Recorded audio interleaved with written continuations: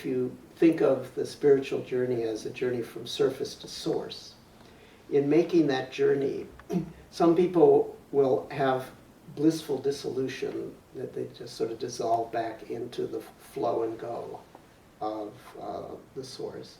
Some people have these horrific dissolutions that if they can stay with it, then become blissful and eventually just purely blissful. Some people get a sort of a mixture of both, and some are not particularly aware of going through a dissolution process, so it's not required. You know, I do talk about these things, and other teachers talk about them, because we want to give you the heads up, just in case it happens to you. Basically, you need to know two things. Why is this happening, and what am I going to do about it? So we do talk about it. The advantage is that then if it does happen, you know why it's happening and what to do about it.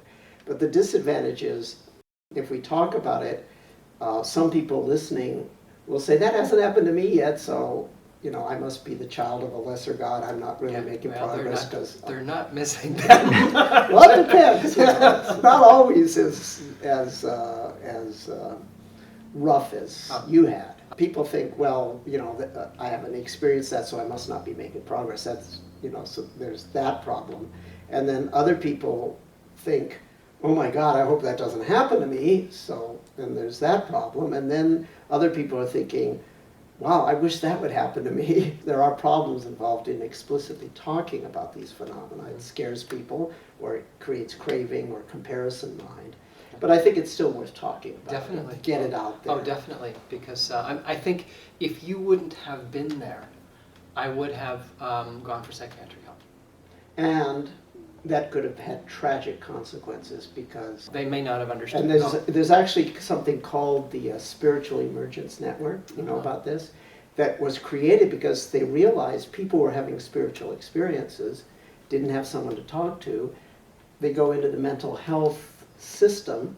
Well, those mental health professionals in prior times didn't know about this stuff, and the Spiritual Emergence Network was designed to inform mental health professionals that, hey, you know, just because somebody's reporting the kind of things you're reporting doesn't necessarily mean they're losing their marbles, and that they necessarily need to be put in chemical restraints. I can see the importance of that. You know, there could have been horrific consequences or tragic consequences if you had gotten somebody that didn't understand the difference between dissolution and insanity.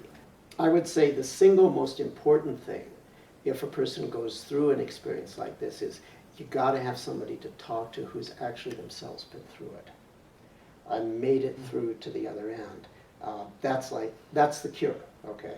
More than anything, it's like, okay, find somebody who's actually experienced this. Then they'll take you through it. Isn't that what I said I would do?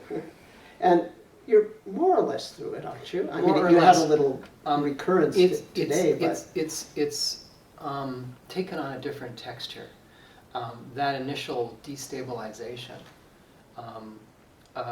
is still going on in different areas in my life. But you've acclimatized to it. Well, every time you acclimatize to something or some fixed reference point, the carpet gets pulled out. It's Zen Master Rinzai talked about finding that true person within you who has no fixed position. 无畏正然. That's what you're being called on to do. Those are great words, and when I've read the 100 of Spiritual books, that thought, wow, I'd like to be free. I want to find that true person within me that has no fixed position. Be careful what you pray for. Absolutely, because it's not like I have ever imagined. There is no informed consent to enlightenment. It's both not as good as and much better than you fantasized. And I realized I've realized that for most of my life, my spiritual model was wrong, in that I was a person, an ego, that was going to have more awareness, that I was going to make a better me, a new, improved me with more consciousness. You were going to polish a brick into a mirror. I was going to be a better, new, improved version of myself. And instead you discovered that you're a brick that gets smashed into a trillion pieces and vaporized. And what I realized is that it's not that some kind of perfection gets added to me. I get erased. I get erased, and the perfection that was always there becomes clear and starts to shine through. That's called a figure ground reversal. And that's wisdom that's speaking through you now to say those words. It's exactly how it works. Well, I would never have guessed it from reading the books. Right. Can you repeat that? I interrupted you. That was really good. No, just what you said. You thought it. Well, I always thought spirituality was adding something, becoming bigger and bigger, more consciousness, more power, more clarity, more focus, more success in my life. And then I realized that